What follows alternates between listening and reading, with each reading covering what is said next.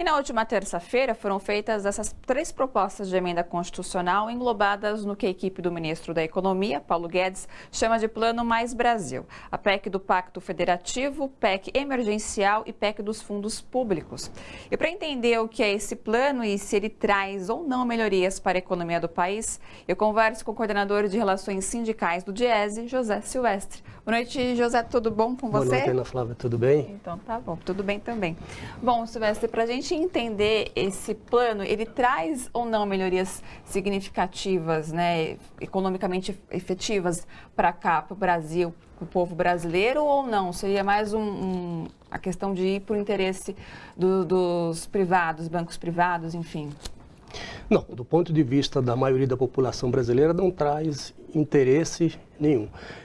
Para a gente poder situar, o Brasil vive desde 2016, com o impeachment, um processo de desmonte da Constituição de 88, ou seja, o pacto social que foi firmado naquele período. Então, desde o impeachment, desde o governo Temer e esse governo do Bolsonaro, aprofunda isso. O que eles estão fazendo, quer dizer, o que está por trás desse plano com essas 3 PECs, né, é, na verdade, fazer esse desmonte do pacto, chamado Pacto Federativo, que retira recursos da União para as diversas áreas onde você depende fundamentalmente do Estado para as políticas públicas como educação, como saúde, com segurança. O que eles estão fazendo?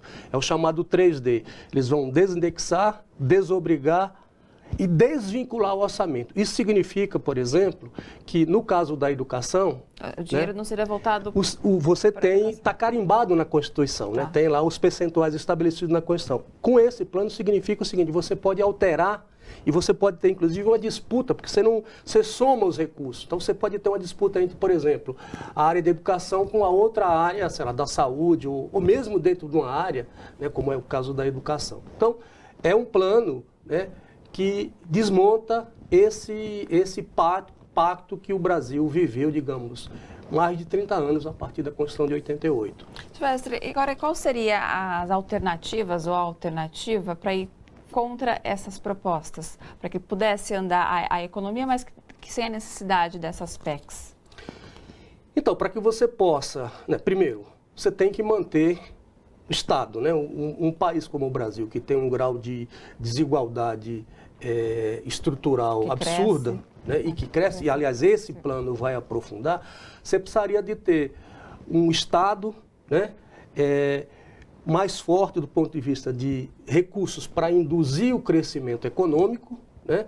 E a história mostra que todos os momentos onde você teve crescimento econômico, ele de alguma forma foi puxado, foi induzido pelo Estado que puxa o investimento privado.